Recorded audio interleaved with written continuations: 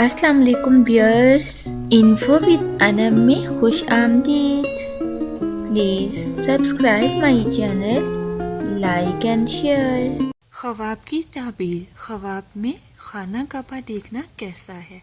حضرت ابن سیری رحمۃ اللہ نے فرمایا ہے کہ خواب میں کعبہ شریف کا دیکھنا خلیفہ کو دیکھنا ہے، اور جس قبلہ کا کعبہ ہے جو زیادتی اور نقصان کے کعبے میں دیکھے گا خلیفہ ہوگی۔ اگر دیکھے کہ اس نے کعبے کا طواف کیا ہے تو اس کے دین کی صلاح پر دلیل ہے اور خلیفہ راحت پائے گا، اور اگر دیکھے کہ اس نے احرام باندھا ہوا ہے اور رخ کعبے کی طرف ہے، اس کی صلاحیت کی زیادتی پر دلیل ہے، اور اگر دیکھے کہ اس کا مکان کعبہ ہو گیا ہے اور لوگ زیارت کو آتے ہیں، دلیل ہے کہ امانت کی حفاظت کرے گا اور عزت اور مرتبہ پائے گا۔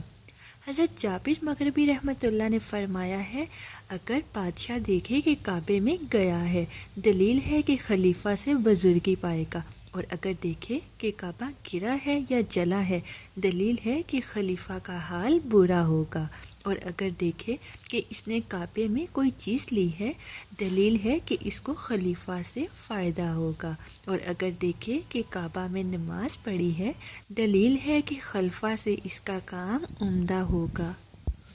حضرت ابراہیم کرمانی رحمۃ اللہ نے فرمایا ہے کہ کعبے کا اصل ایمان اور مسلمانی ہے، اور اگر اپنے آپ کو کعبے میں دیکھے، دلیل ہے کہ دشمن کی طرف سے شرارت سے امن میں رہے گا اور اس کی دعا قبول ہوگی۔ فرمان حق تعالی ہے جس کا ترجمہ اس طرح ہے، اور جو شخص اس میں داخل ہوگا امن میں ہوگا۔